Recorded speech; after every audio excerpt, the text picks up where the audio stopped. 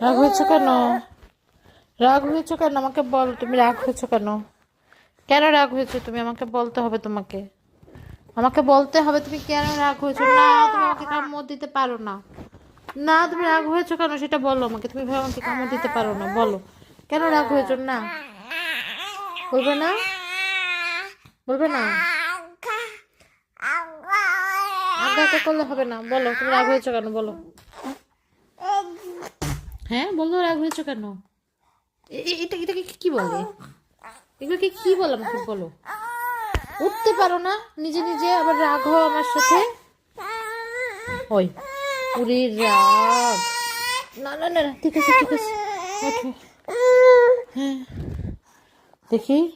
আজ্ঞা, আম্মা, আজ্ঞা। আমি রাগ হয়েছি, অনেক রাগ হয়েছি।